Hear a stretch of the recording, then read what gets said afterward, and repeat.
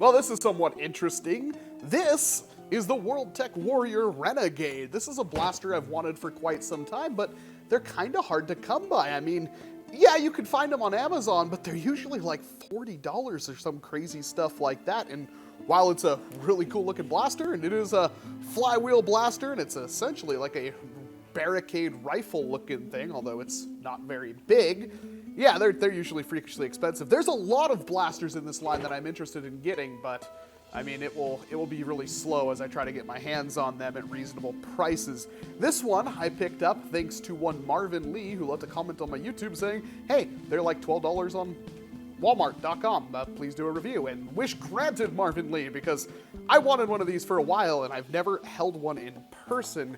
There is a range claim of up to 65 feet, which is pretty standard for like the Nerf Elite line. And on the back, it just shows it, you know, here's access hatch, revolver dart clip. Well, that's different. Battery compartment and a power switch. So doesn't look like, just like with the Renegade, or the Barricade, Renegade, Barricade, I just got that.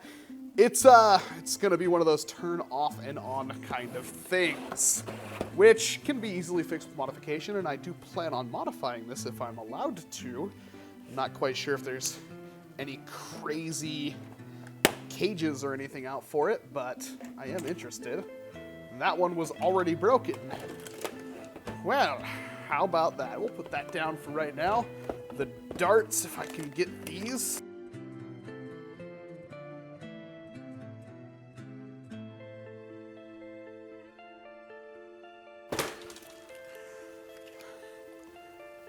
Here's what lives in the box. You've got a thing for a subscription, RC subscription.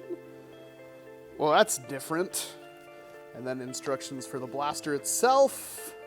Put in batteries, do things, turn on, clearing dart blockages, all that. Well, now's finally my chance to get my hands on this.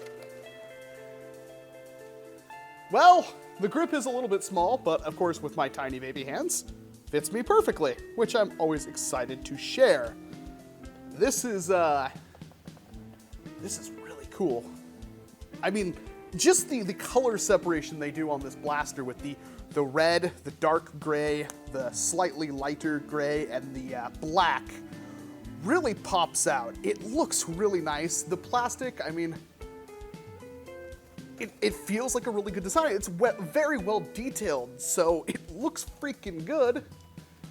And honestly, I'm quite happy with this. Well, let's power her up with 4 AA's and see how well she fires.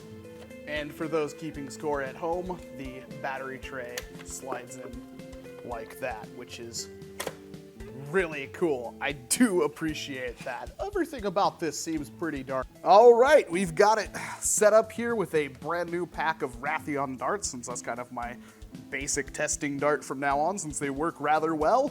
We're gonna see what kind of velocities it can get. Fired one shot off of it, which was at 57, which is a little bit below elite, but it still seems to be shooting reasonably well, so let's check this out. Well, that one was 90 apparently, although that dart seemed to come out really weird. 58, 59, even though that skipped off the brim.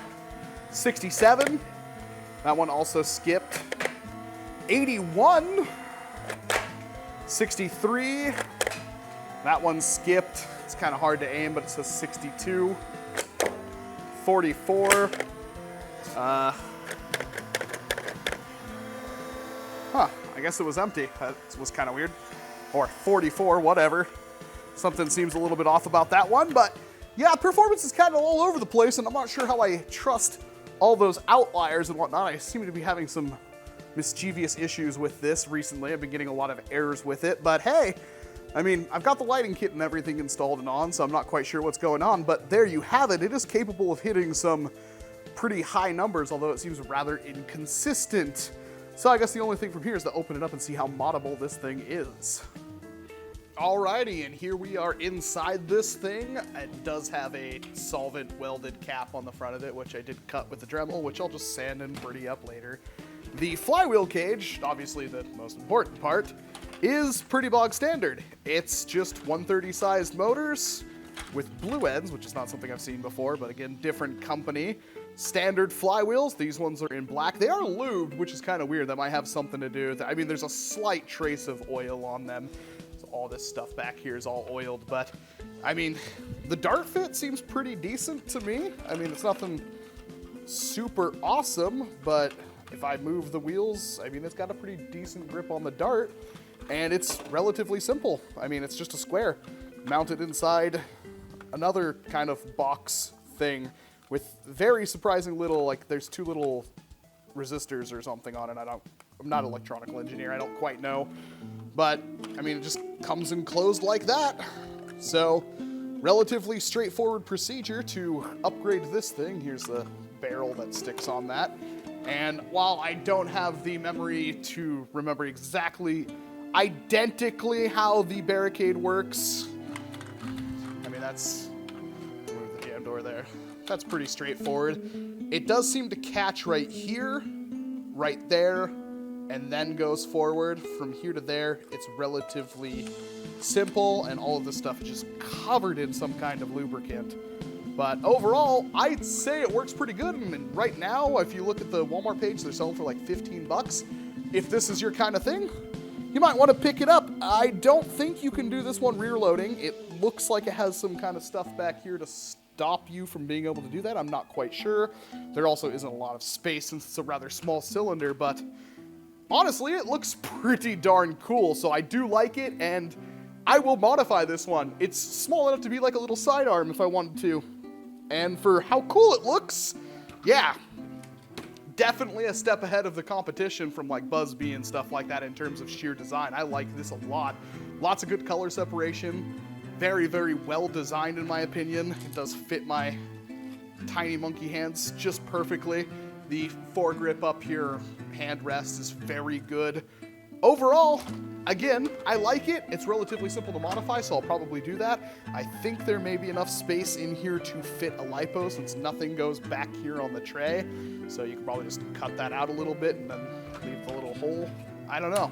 I'll have to figure that out. But this was the WorldTech Warriors Renegade. And special thanks again to Marvin Lee for pointing out how cheap these were, because I finally got my hands on one. I do want some of the other stuff they have, but it'll be a slow process of getting those. Let me know what you think about this blaster down in the comment section below. If you have any mod ideas for it now that it's opened, I'm very willing to hear what those are. But other than that, this has been Walcom S7's Hands. Thank you very much for watching this video, and of course I hope to see you in an entirely different one.